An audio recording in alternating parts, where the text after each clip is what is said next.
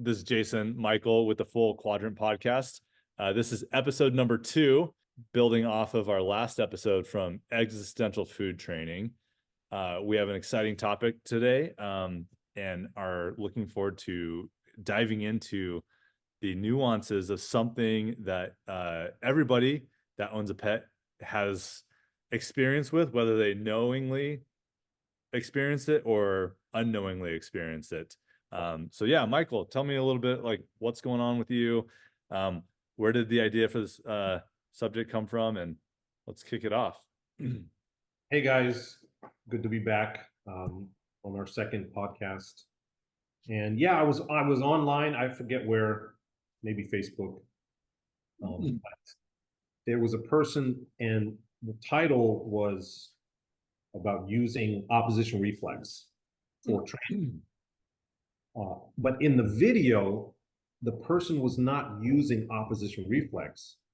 They were just using leash pressure to get the dog to do a behavior. Okay. And right away, I'm like, I don't think they understand the true meaning of opposition reflex, because the dog was not fighting against it. Right? The dog was going with the leash pressure. So that's how it started. And I talked to Jason, and we're like, that's a good topic to use. But to start, what do you think the definition of opposition reflex is? Like when you think of opposition reflex? It's a physical, mechanical counter response to pressure that you experience in order to maintain balance or homeostasis, like physically speaking. So like if someone was to bump me on my shoulder, my body would naturally counteract the pressure by pushing against it to maintain balance. Yeah. And that's a reflex. That's a reflexive response that the body provides out of survival. Taught that. What? You don't have to be taught that. No. I mean, everyone wants to stay on their own 2 feet. And that applies for people, it applies for dogs, and probably every creature in the world, I would imagine, where they are naturally fighting against any pressure, right, that is put against them in a certain direction. And most of the time is, like you said, to stay upright. Yeah. And with pet people, it's being used all the time. You know, and you see it all the time. You put a leash on a dog and you pull one way. And if the dog is not, I'm not talking about the dog trying to get to a certain thing, right? They're interested in something. If they're just standing there, you put a leash on the dog and pull, the first inclination for the dog is to fight against it. And that's where a lot of training comes in the beginning, especially for pet dogs, is to teach them to give into that pressure, to override that opposition reflex and give in to the leash pressure. Right. And with pets especially, and people that don't want that, I would say, the power in a dog where they will fight against pressure, that is a really good thing to teach, so that you stop the pulling and the dog learns to just give in when the slightest leash pressure and go with it. Yeah, I mean, like you said, in pets, pet owners want that opposition reflex eliminated or at least replaced with compliance. They want it's like horse training, right? They want the horse to follow the lead or the pressure of the reins, right? You pull this way, instead of fighting against it, you follow it. It becomes a compliant behavior. But that's not always the case with all types of use cases or situations that we have with dogs or animals. Sometimes we need the opposition reflex in full force and in healthy supply, right? Yeah, but that goes to more of people that are training for a specific thing, right? Right. Mostly for sport or bite work, police dogs, military dogs. So where you want to use, I would say, if you keep the opposition reflex in play, now the leash is used in a different way. It's a different tool than going with the pressure, right?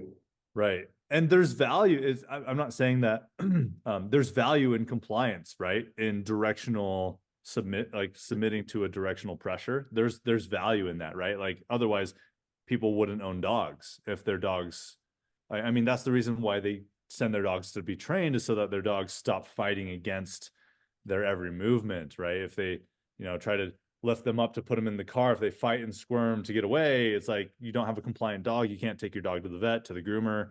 You can't take them on a drive up the canyon to go hiking or, swim at the lake.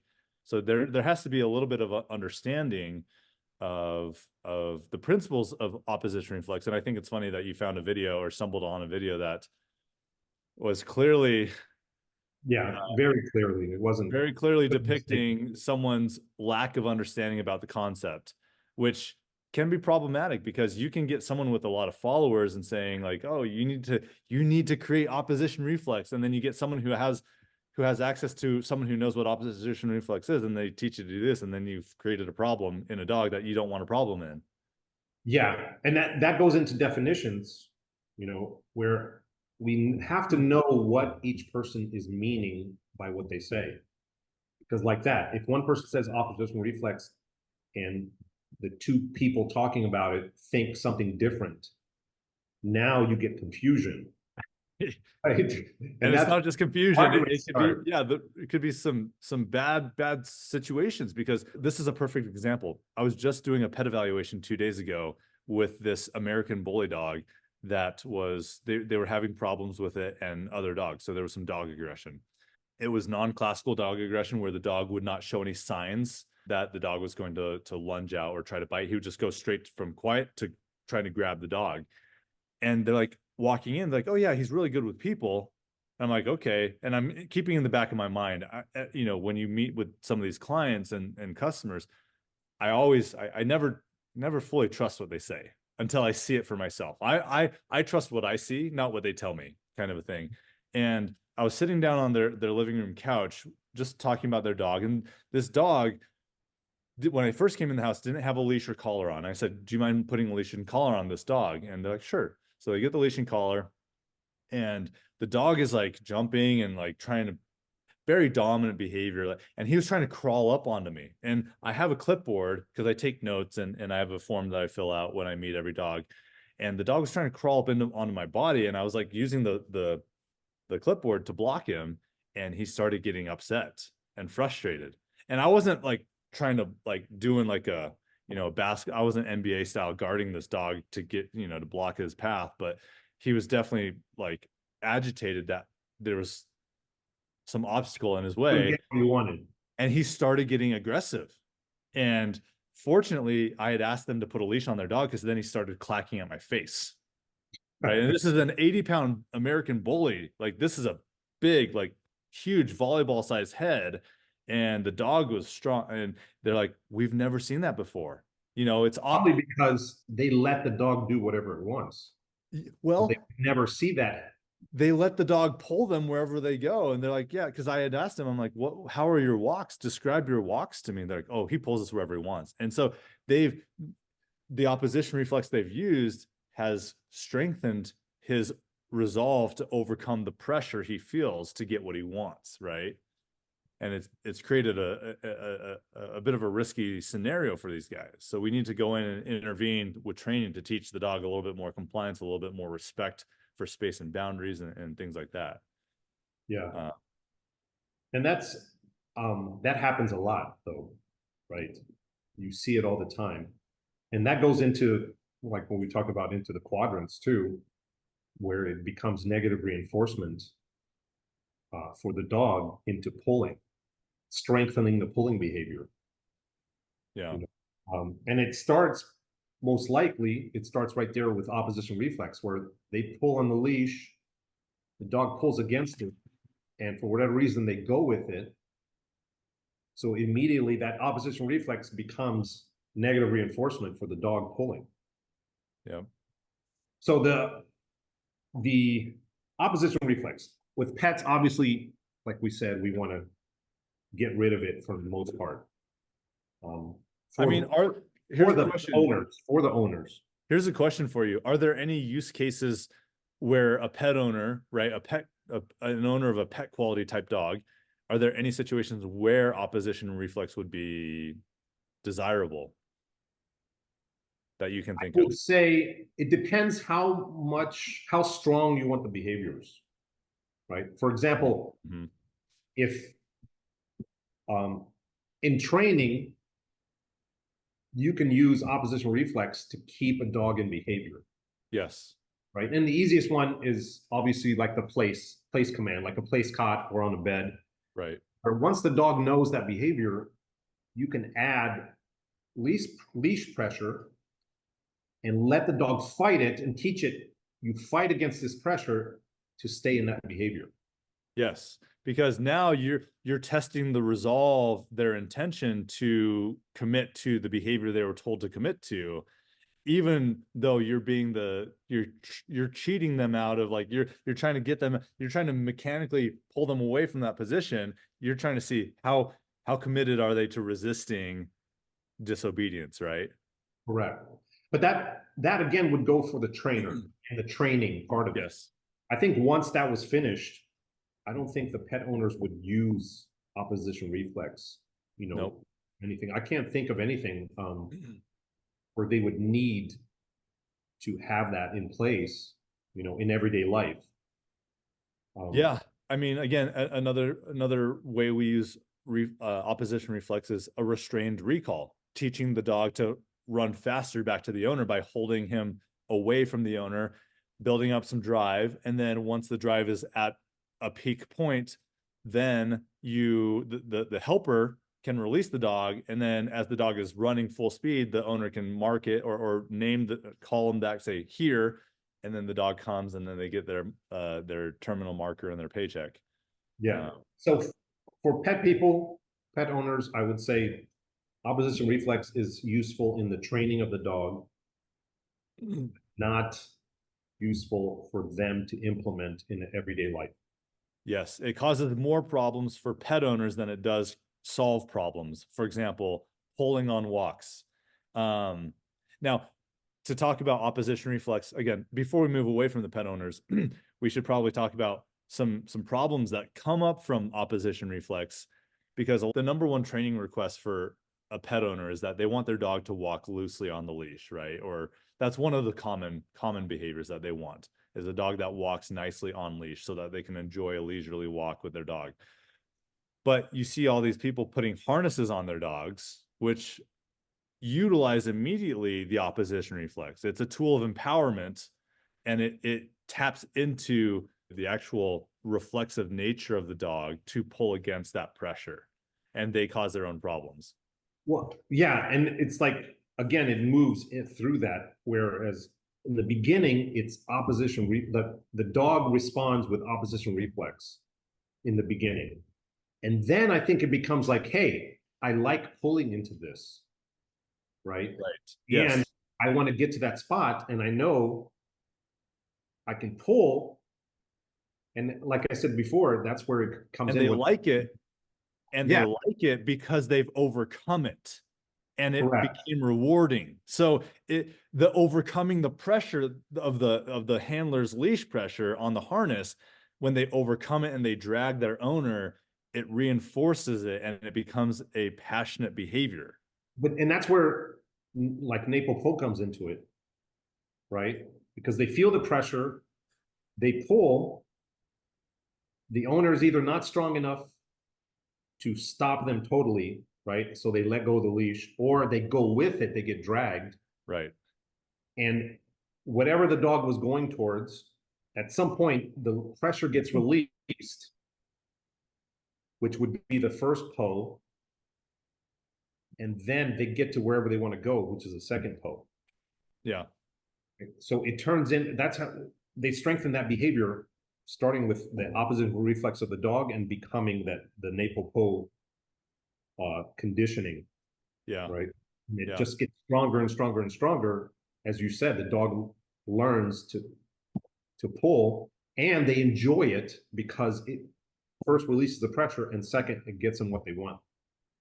And this is why so many of the world's top sport dog trainers, some of the dogs that they compete with and take to the highest levels were not their own dogs from the puppy on. They were sent to a pet home who had no idea on how to handle a dog, or, you know, and they just ended up letting this dog pull them around, and the dog became very strong and dominant and very drivey and driven, and it became too much for them to handle. And then either someone saw that and offered them money that they couldn't refuse, or offered to take the dog off their hands, or they sent the dog back. And now the dog is perfectly set up for a life of sport work because he's got these drives to work. So you take the dog and you find out that, hey, they created a strong dog.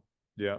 And then you contact them and go, hey, I'm going to give you another dog. Yeah. You don't have to pay me anything, but I'm going to have to take it back probably in a few years. Or Yep. Tell me this.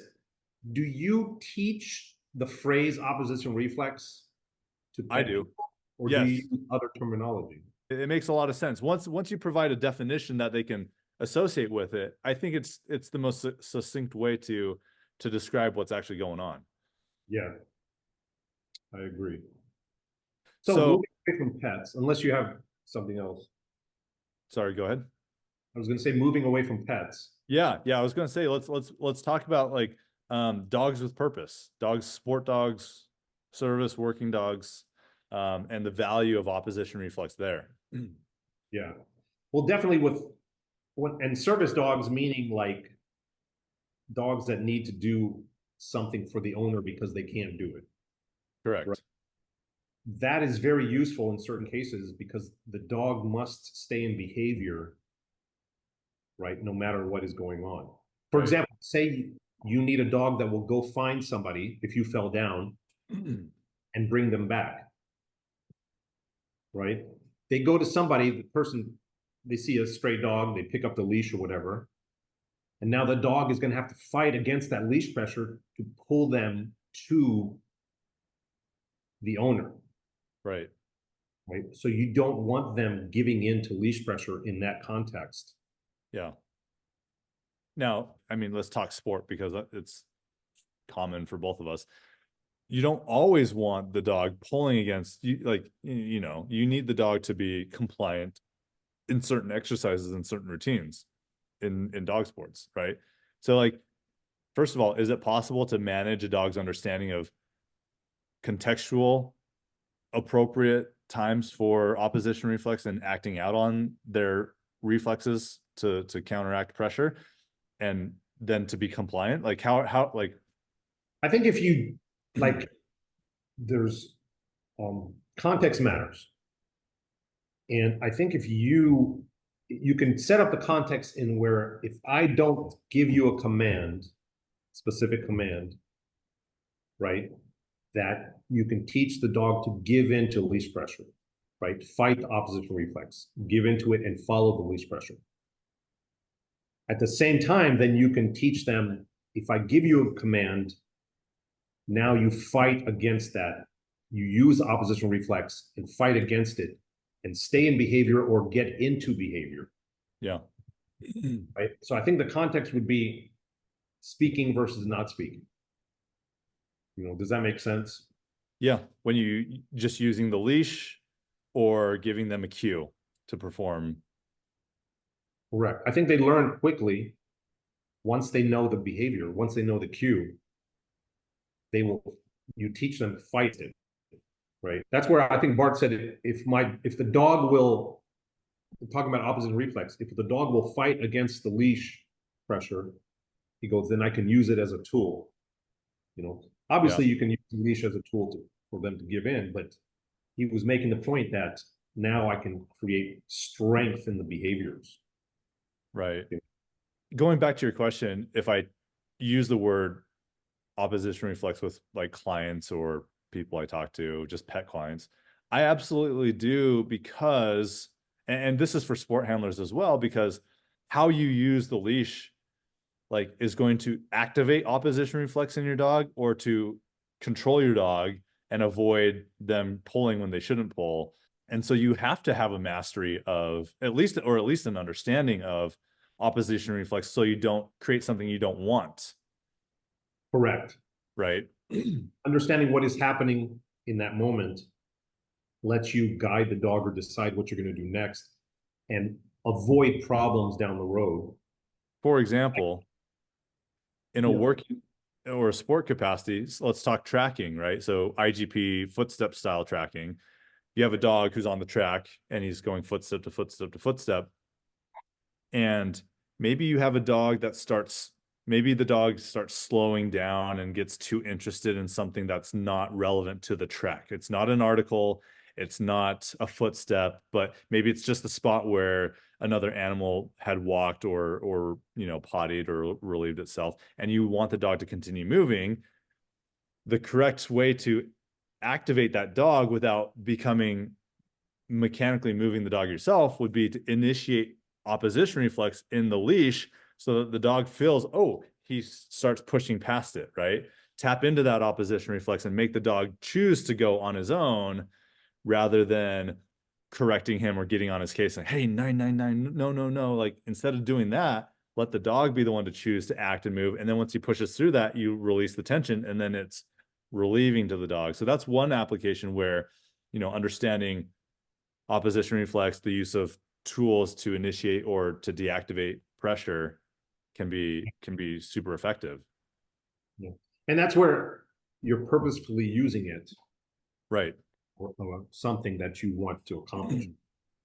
But do you, like your own dogs, do you teach them to give in to leash pressure, or do you teach them you do whatever you want until I give a command?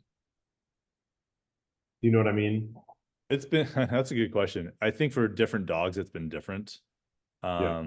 Because some dogs were more just pet dogs, others were like competition style dogs. Like Bullvine, for example, right? Yeah. He, like, if he's not under a command, he just pulls. Uh-huh. Yeah. He's pulling on the leash. Get Right. whatever he wants. Yeah. If I give him a command like walk, Yeah. walk means just a 6 foot radius, or like say even less, like right next to me, Yeah. right? You stay in that area and just walk next to me. You don't have to look at me. You don't have to show me any focus, but it's a command to stay there. So there's no leash pulling because he understands go into that, right? But if I don't give him that command, he's pulling to get where he wants. Yeah. And I think that's, for me, that works because I have the behaviors, on cue, so I can keep him from pulling by giving him a command, as opposed to you feel this leash pressure, you stop pulling, Right. So for me, when I use the leash, if I'm using the leash without any verbal cues to get the dog into behavior, I'm not going to, my communication is going to be in the form of tapping. Like, tapping is like, oh, you've reached a limit of something you should not be doing. And so the tapping it's a motivation to get away from the tapping. And when the tapping stops, he's found his advantage. So I do communicate that way. I won't let a dog pull on my leash though, without a specific purpose in mind, right? If it's not to build the dog or make the dog do something harder, faster, stronger, then I won't use tension on a dog. So most of mine are cues, right? Like, if he's been given a cue, he stays in that behavior, and then outside of that, he's kind of just free to do what he wants to do and be a dog. So with going to you talking about dogs, service dogs, purposeful dogs, right? Like something in sport, service, police, military. Where do you first start using that opposition reflex? When I say like using opposition reflex, I mean like where the dog is pulling into it. Like, I can give you an example, like box feeding, right? The dopamine box. Sure. Okay. Once I see desire in the dog to go to the box because they have an understanding, oh, there's food in that box, right? I will put a flat collar on. So I'll have the box out with food in it, say in my backyard.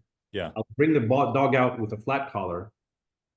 And as soon as they see the box and they give pressure to pull over there, Yeah. that's when I let them go a little bit. Like, I create Right. that tension. The tension's there. They're pulling, then I'll let it go on the way there and let them go. Right. So that's where I teach them, like, when you need to get somewhere, especially for something I want you to do, you fight against that pressure. The introduction of pressure or opposition reflex shouldn't happen until the dog is moving in the direction, because I mean, otherwise you're just going to prevent the dog from going altogether, right? Yeah. If you're restricting the dogs or putting pressure, back pressure on a dog who's not moving. But that's why you have to have a plan. You have to understand opposition reflex before there's a time to use it, so you understand the benefits and the drawbacks of it, right? Yeah. And that's where it goes into like the going on doping box. Once they're dragging all the way there, and that becomes like negative reinforcement also, then when they're in there, that's when you also use it where I pull up on the leash and they fight to get back in, and then I'll give them food. Right. Yes. So again, using the opposition reflex to create strength in the behavior. Yeah. Yes. But you can't create strength in a behavior where there's no love for the behavior. Yeah, you have to have the hope first. Yeah. Because if not, like you said, and that's where you can use that, the understanding for pet dogs is when they start pulling, you do not let them win. You do not let them be successful in moving when they, when that opposite reflex sets in, and then they learn, like, if I feel pressure, I don't pull. Yeah. So it's the opposite side of that. Right. Yeah. Cool. Yeah, that's a good point. Yeah, I mean, slapping a harness on a dog who doesn't want to move is not going to, that's why some people get away with the idea that harnesses are okay for a dog on a walk, because you get a dog who doesn't have drive to want to walk away from you or walk too fast, or they'll walk and it's like, oh, hey, he's walking nicely, and it's because of the harness that he's walking nicely. No, it's not because of the harness. The dog was going to walk nicely whether he had the harness on or not.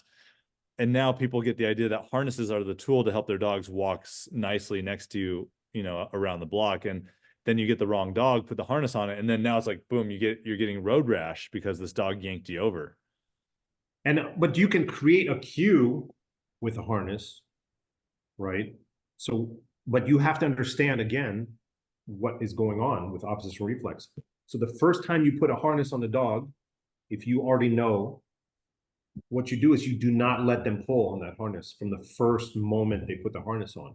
Right. So you teach them will not be successful if you pull against this equipment. But what happens is, people, talking about pet people especially, they put the harness on and the dog just starts pulling. Yeah. And they go with it. Right from the beginning. So the correct way, if you want to introduce the harness as a cue, and you're using the harness as a cue for slow walking next to you. That's all it is a cue that you have to stay in this type of behavior.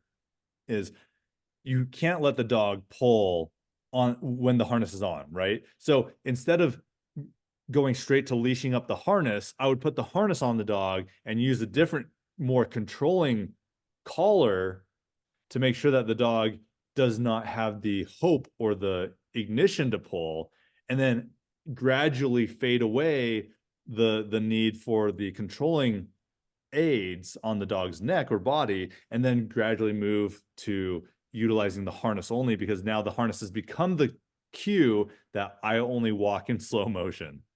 So I see that would be a benefit for pet people, right?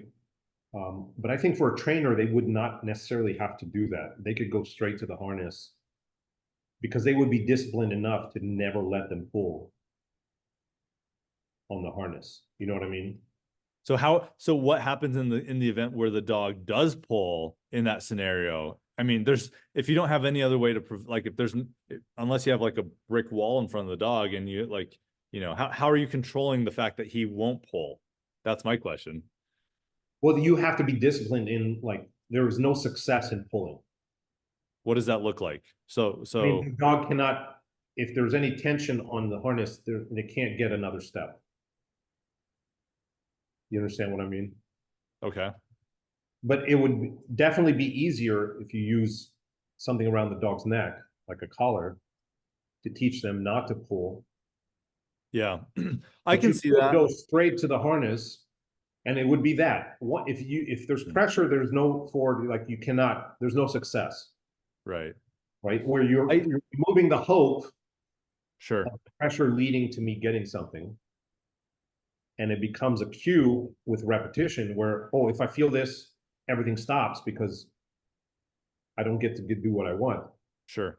So I will stop putting pressure into this to continue to where I want to go, right? I mean, that's essentially loose leash walking for a leash and a collar. You do the same thing. If the dog pulls on the collar, you stop the walk or you turn and change directions, right? So that the dog's idea of where he thought he might have been going was completely wrong. And now he's like, oh, I just have to wait here and follow the guidance of where my owner's at in relation to me, and then maybe some occasional leash direction. And it goes to what does the owner want, Yeah, right? Because if they're always going to use a harness, then you have to teach them not to pull on the harness. Whereas, like a lot of times, the way I use it is the harness means to pull. You're free to pull, and if I put on the collar, now it's more controlled, right. right? Because especially with puppies, there's times where I don't want to control them. Like for me, I want them to go and like explore and pull and like go all over the place. Uh-huh. But that's where, again, going into like the cue where the harness means don't pull, as opposed to give a command and you don't pull. Yeah, Pulling, let's talk about what are other applications. We've spent a lot of time talking about leash and pulling. Where are other aspects of opposition reflex going to be they're in bite work, key? Uh-huh. right? And there's two ways off the top of my head that I can think of. One is where you're pulling them away from like the bite. They're say they're on a bite. Yeah. You use a leash to pull them away or something, right? You could be a harness, could be whatever. You use them to pull them away, and they oppose that force by moving in the opposite direction, which is into the bite. Right. You could also do that on the other side, right? Where a lot of times you can push into the dog and they will counter Right. back, Yep. right? Like on the sleeve side, Yeah. right? Wedge side. That's the interesting thing is, there are books written about teaching suit work and teaching a dog to actually push, because there's a lot of hype about the pushing grips, right? And how to teach a pushing grip, right? But what ends up happening is I see in these videos, and a lot of it's, YouTube or, Instagram, the people are like, they like pull and then the dog walks with them and then they're like, oh, and then they fall back. And it's like, but by moving away from the dog, you've actually introduced opposition reflex, and by moving away the dog is going to start pulling, right? But they think, oh, I'm just moving with the dog here, he's on the grip, I'm walking backwards, that's a pushing grip. No, the dog is not actually developing the pushing muscle, he's developing the pulling muscle, like the masseters, and then the push of the legs to resist the movement. If you wanted to create a dog that truly pushes into the bite, you would actually push into the dog would counter that, and then you would release and let the dog win. That's when you reward. And yes, and that's when you yes, exactly. There's a little bit of theatrics that need to be at play, but that's the problem I see with most people who do suit sports, right? Is they show the dog comes in, and then maybe the dog shakes side to side, or half the time the dog is pulling, and then they're like, oh, and then they fall backwards, right? And they think that they're instilling the dog in the dog's mind forward motion, but they're really not. So, and there are some unique ways to use equipment to create, more pushing style bites. I think there's benefit in having a dog who understands how to push and pull, Yes. because in nature there are different times when a dog or a wolf would push or pull, right? And so I think it's important for me when I train dogs in my club setting or through like a private coaching scenario, I'm going to work with the dogs on teaching both push and pull quality bites. So speaking of that, the one thing I tried to teach, like bovine especially, is for IGP. I wanted if if the sleeve, if the person is running away, right? I want you to pull, keep them from running away. Yeah. Um, then when the dog is being driven, the same thing. Like the guy's like Impede the motion, impede yeah, the line of movement. but do it by pulling. Sure.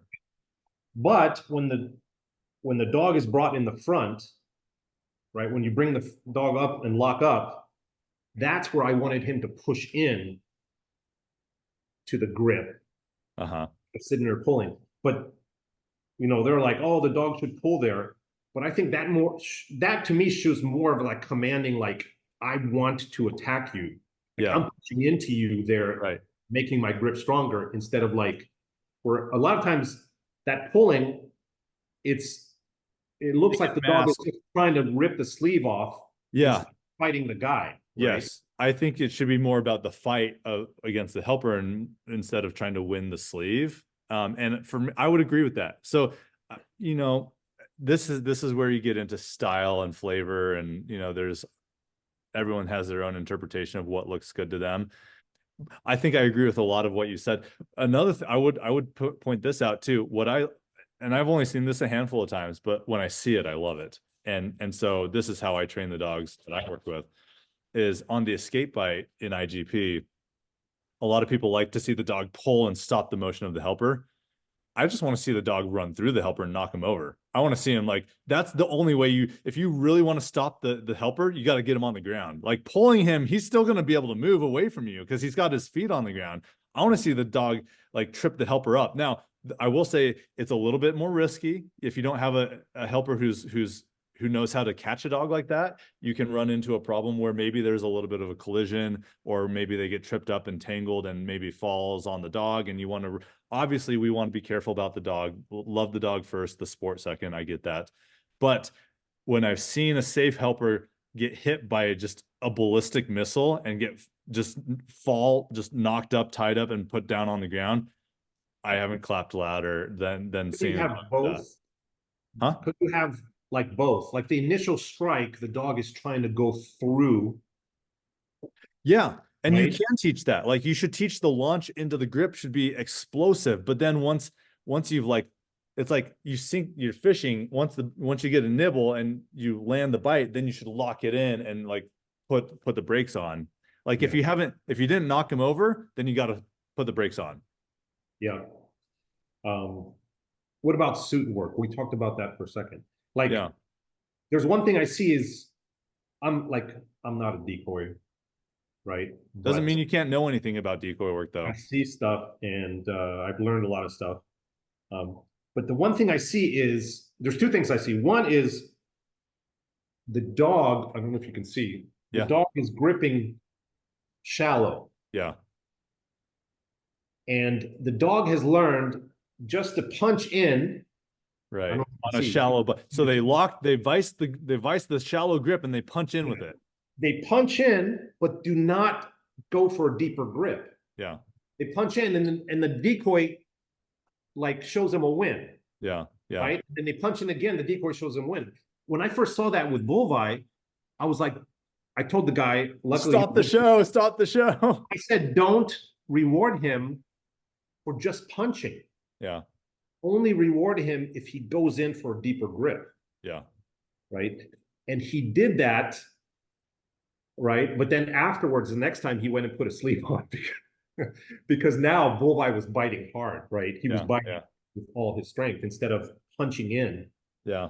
With that front of the suit. Like, do you agree? Have you seen that?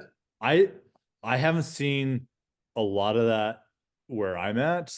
I've seen it on videos like YouTube and Instagram or social media. I've seen some of that.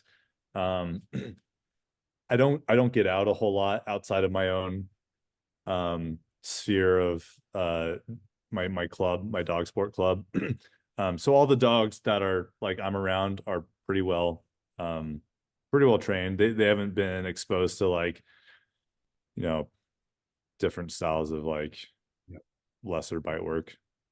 The other thing I see is that it becomes it becomes a pattern for the dog. And you Yeah. see, you can count it. The Yes. dog is like 1,000, 2, 1,000, 3, 1,000 counter, 1,000, 2, Yes. Yep. 1,000 counter. And it just Yes. becomes a little like, and it's just like counter. And you Yeah. walk a little bit, Because counter. they've been rewarded, so they think that's what they're supposed to be doing. They think they have to have a cadence. Boom, boom. I'm glad you brought that up because I don't like that. I it's want to wrong. say if It the should dog only is be, full, if the dog is full, he should remain firm, right? If the dog is that's when already you full, should, he should stay firm. yeah, that's when you should reward the dog if he bites harder. Yes. And Not for the like that little well, cadence that they do. They here's the create it, right? You see it.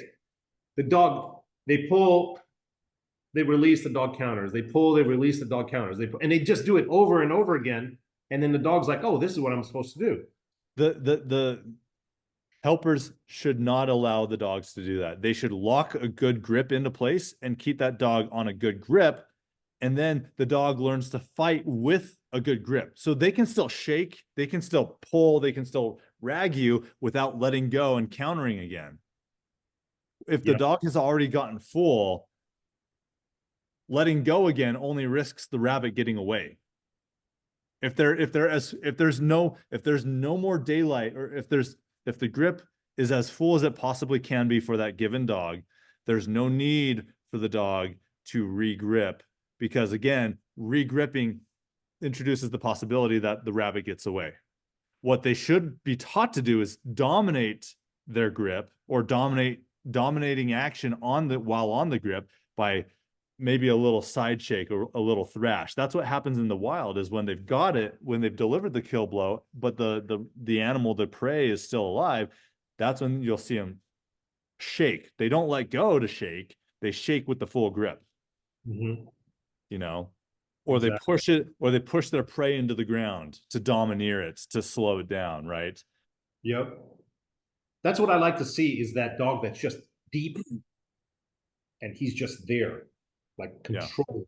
Right? Yes. Yeah. Because it shows the nerve of the dog. A dog who's comfortable staying there, a dog who's like, they're not strong. Like the dog who stays on his grip and holds it, he's comfortable. He's like, it's just a matter of time and I can wait. Because he's like, I'm being satiated right now. I'll wait you out. Like it's this showdown, you know, between the helper and the dog. Yeah. And the dog. You see that with like lions and the big cats, right? If you watch where they grab an animal, they're just sitting there.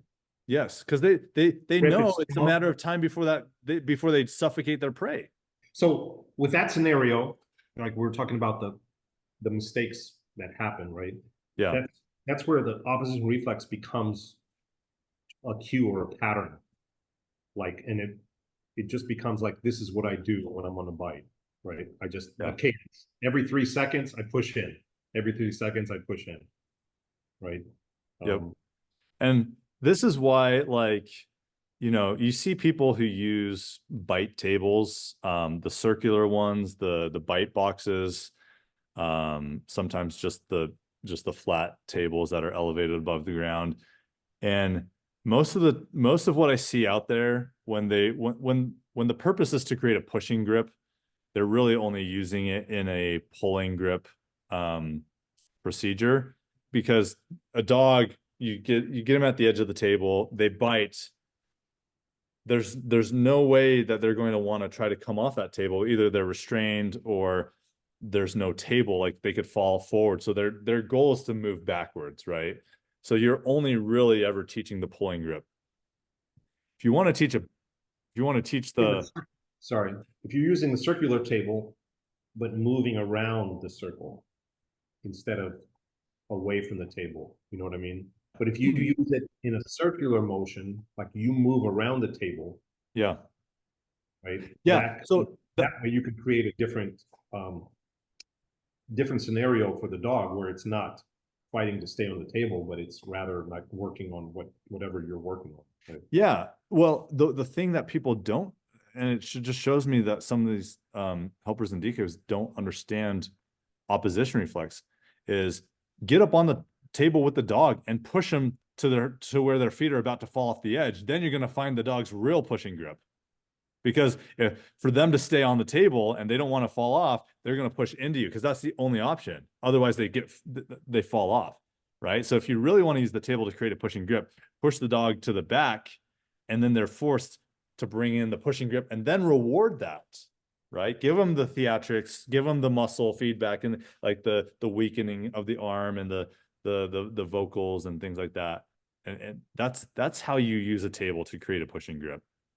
Most of what people are using tables for are showing me pulling grips, or they're just teaching the dog to like pull back with its mouth, to lock. And there's a lot of value, like using the masseters, the masseter muscle. They're the thicker muscles of the neck. Those are responsible for bite strength. So like a pulling grip technically, and the biomechanics of a pulling grip teaches a dog to bite harder than a dog who has a pushing grip.